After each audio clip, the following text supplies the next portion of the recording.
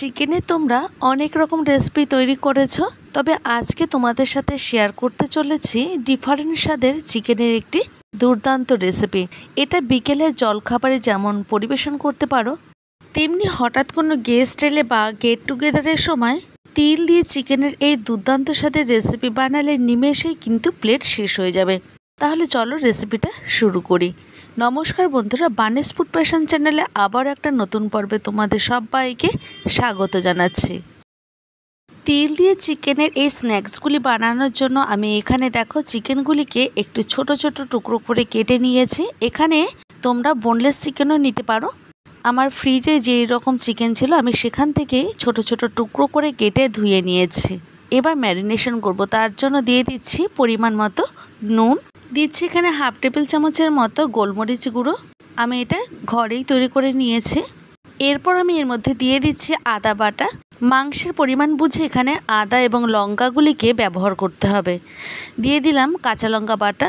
এরপর দিয়ে দিচ্ছি এর মধ্যে রসুনের পেস্ট, দিচ্ছি এর মধ্যে ভিনিগার 1 টেবিল চামচ। এবার এই সমস্ত উপকরণগুলিকে চিকেনের মধ্যে খুব ভালো করে মিশিয়ে নিতে হবে। এই রেসিপিটা তৈরি করার জন্য উপকরণ কিন্তু খুব বেশি লাগে না, অল্প কটা উপকরণে এত দুর্দান্ত স্বাদের একটা রেসিপি কিন্তু তৈরি করে নেওয়া যায়। এবার আমি 4 থেকে 5 মিনিটের মতো খুব ভালো করে ম্যারিনেশন করে রেখে দিচ্ছি 30 মিনিটের জন্য। 30 মিনিট পর ফিরে এসেছি রান্নাটি করার জন্য। এখানে দেখো একটা প্লেটের মধ্যে আমি নিয়ে নিচ্ছি 4 টেবিল স্পুন ময়দা, এরপর দিয়ে দিচ্ছি 1 টেবিল স্পুন কর্নফ্লাওয়ার, অ্যাড করছি 1 টেবিল স্পুন চালের গুঁড়ো। এই স্ন্যাক্সগুলিকে তৈরি করার জন্য অবশ্যই চালের গুঁড়ো, ময়দা এবং কর্নফ্লাওয়ারটা ব্যবহার করার চেষ্টা করবে। তবে কর্নফ্লাওয়ারটা না থাকলে সেখানে অ্যারারুটেরও ব্যবহার করা যেতে পারে। এখানে এই শুকনো উপকরণগুলিকে খুব ভালো করে মিশিয়ে নিচ্ছে একটা স্পুনের সাহায্যে। প্রায় 30 মিনিট পর চিকেনটা তোমাদের দেখাচ্ছে। এখানে দেখো খুব সুন্দর ম্যারিনেশন হয়ে গেছে। তোমাদের হাতে যদি সময় থাকে সেক্ষেত্রে আরও 2 থেকে 3 ঘন্টার মতো রেখে দিতে পারো।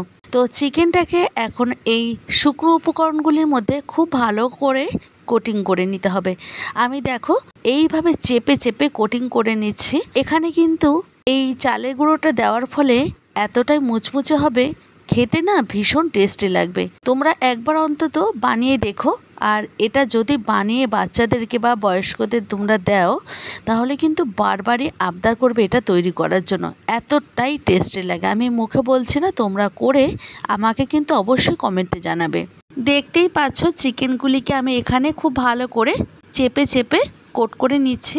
চিকেনগুলিকে কোটিং করার পর এক্সট্রা যে শুকনো উপকরণ সেটা কিন্তু ঝেড়ে ফেলে দিতে হবে। তো আমি এখানে দেখো চিকেনের অনুপাত বুঝে শুকনো উপকরণগুলিকে নিয়েছি, আর আমার সবটাই লেগে গেছে।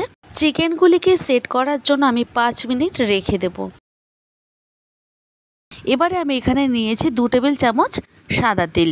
সাদা তিলটাকে এখন আমি চলে যাব রোস্ট করার জন্য। একটা কড়াই গ্যাসের উপর বসিয়ে তারপর তিলটাকে দিয়ে লো ফ্লেমে একটু ভালো করে রোস্ট করে নেব। আর ভাজতে ভাজতে কালারটা যখন চেঞ্জ হয়ে যাবে তখনই বুঝবে তিলটা ভাজা হয়ে গেছে। আমি এখানে 2 থেকে 3 মিনিটের মতো লো ফ্লেমে তিলগুলিকে ভেজে নিয়ে এবার একটা বাটিতে তুলে নিচ্ছি। হাই আছে তিলগুলিকে কিন্তু এখানে ভাজা যাবে না, তাহলে পুড়ে যাবে। তো তিলটা আমার ভাজা হয়ে গেছে। এবার চলে যাব চিকেনগুলিকে ফ্রাই করার জন্য। ওই কড়াইটাই বসিয়ে দিয়েছি গ্যাসের ওপর, দিয়ে দিলাম পর্যাপ্ত পরিমাণে সাদা তেল। তেলটাকে এখানে হিটটাকে বাড়িয়ে দিয়ে খুব ভালো মতো গরম করে নেওয়ার পর একে একে চিকেনের টুকরোগুলিকে তেলের মধ্যে ছেড়ে দিচ্ছি। তবে হ্যাঁ, একদম কিন্তু হাই ফ্লেমে দেওয়া যাবে না এখন, তাহলে কিন্তু ওপরে যে সারফেস সেটা কিন্তু পুড়ে যাবে। প্রথম 2 মিনিট লো আছে ভেজে নিয়ে এরপর হিটটাকে বাড়িয়ে দেব। আরও প্রায় 2 থেকে 3 মিনিট এইভাবে উল্টে পাল্টে খুব ভালো করে ভেজে নেব। এখানে চিকেনগুলিকে ম্যারিনেশন যদি হাতে সময় নিয়ে করে রাখা যায় তাহলে ভেজে নিতে একদমই সময় লাগবে না। আমি এখানে আরও প্রায় 2 মিনিটের মতো মিডিয়াম ফ্লেমে খুব ভালো করে ভেজে নিচ্ছি। কালারটা দেখো চেঞ্জ হয়ে গেছে। এবার চিকেনের পকোড়াগুলিকে তুলে নিচ্ছি একটা প্লেটে। এবার ওই তেলের মধ্যেই এক এক করে বাকি যে চিকেনের টুকরো ছিল সেই চিকেনগুলিকে ফ্রাই করে নেব। প্রথমে লো আছে 2 মিনিটের মতো ভেজে নিয়ে গ্যাসের ফ্লেমটাকে মিডিয়ামে করে আরও 4 থেকে 5 মিনিটের মতো খুব ভালো করে ভেজে নিচ্ছি। এখানে চালের গুঁড়োটা অবশ্যই দেওয়ার চেষ্টা করবে। আর এক্ষেত্রে যদি তোমরা ময়দা ইউজ করতে না চাও সেক্ষেত্রে আটারও ব্যবহার করতে পারো, তবে ময়দাটা দিলে খেতে কিন্তু ভীষণ ভালো হবে। তো এখানে দেখতেই পাচ্ছ চিকেনের টুকরোগুলি আমার এখানে লাল লাল করে আমি খুব ভালো করে ভেজে নিয়েছি। উপকরণ কিন্তু খুবই কম লাগে কিন্তু খেতে দুর্দান্ত হয়। সমস্ত চিকেনগুলিকে আমি খুব ভালো করে ফ্রাই করে নেওয়ার পর বাকি যে চিকেন ছিল সেই চিকেনগুলিকেও একই রকমভাবে ওই তেলের মধ্যেই ফ্রাই করে নিচ্ছি। আশা করি দেখেই বুঝতে পারছো তেলেরও কিন্তু খুব বেশি প্রয়োজন হয় না। আমি যে তেল দিয়েছি সেই তেলের মধ্যে ভাজা হয়ে গেছে, আর এক্সট্রা কতটা তেল থেকে গেল। এবার ওই তেলটা কিছুটা কমিয়ে নিয়ে ওই তেলের মধ্যে দিয়ে দিচ্ছি একটা শুকনো লঙ্কা, লঙ্কাটাকে কুচি করে নিয়েছি। এরপর দিয়ে দিচ্ছি 7 থেকে 8 কোয়ার মতো রসুন কুচি। লো ফ্লেমে রসুন আর শুকনো লঙ্কাটাকে 2 থেকে 3 মিনিটের মতো খুব ভালো করে ভেজে নেব। আর এখানে দেখতে পাচ্ছ রসুনের কিন্তু কালারটা চেঞ্জ হয়ে গেছে। এই পর্যায়ে এসে দিয়ে দিচ্ছি 1 টেবিল চামচ ভর্তি করে সয়া সস, টমেটো কেচাপ দিয়ে দিচ্ছি 2 টেবিল চামচ। পরে যদি দরকার হয় তখন অ্যাড করব। এখন এই উপকরণগুলিকে খুব ভালো করে লো আঁচে এইভাবে কষিয়ে নিচ্ছি। কালারের জন্য ব্যবহার করছি কিছুটা পরিমাণে কাশ্মীরি রেড চিলি পাউডার। এটা দেওয়ার কারণে দারুণ একটা কালার আসবে। এই রেসিপিতে একটু মিষ্টি মিষ্টি লাগবে, তাই দিয়ে দিচ্ছি 1 টেবিল চামচ চিনি। এখানে তোমরা চিনির পরিবর্তে ব্রাউন সুগারও ব্যবহার করতে পারো। তো এইভাবে ভালো করে চিনিটাকে মেল্ট করে নিয়ে ভেজে রাখা চিকেনের পকোড়াগুলিকে দিয়ে দেব। এবার গ্যাসের আঁচটাকে একদম হাইতে রেখে চিকেনগুলিকে সসের মধ্যে কোটিং করে নেব।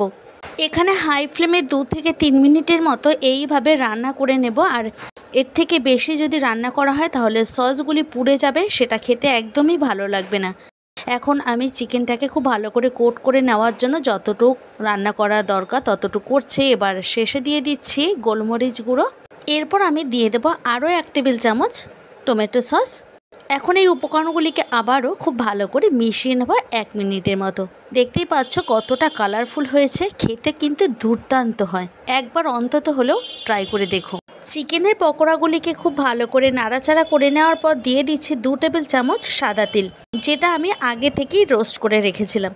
এটা যখন প্রতিটা বাইটে পড়বে তখন খেতে ভীষণ ভালো লাগবে। তো এখানে তিলের পরিমাণটা 2 টেবিল চামচ দিয়েছি, এর থেকে বেশি দেওয়া দরকার নেই। আর কিছুটা রেখে দিয়েছি ডেকোরেশনের জন্য। তো আমার এখানে রান্নাটা কমপ্লিট। এইবার গ্যাসের ফ্লেমটাকে অফ করে দিয়ে একটা সার্ভিং প্লেটে সার্ভ করে নেব। বাচ্চা থেকে বুড়ো সকলের আবদার মেটাতে চিকেনের এই স্ন্যাক্স রেসিপিটি অবশ্যই ট্রাই করো। আর ভালো লাগলে প্রচুর লাইক এবং শেয়ার করার অনুরোধ রইল। আবারও দেখা হবে অন্য কোনো ভিডিওতে, অন্য কোনো দিন এবং অন্য কোনো সময়। তোমরা সবাই ভালো থেকো, সুস্থ থেকো। আজকে ভিডিওটা আমি এখানেই শেষ করছি।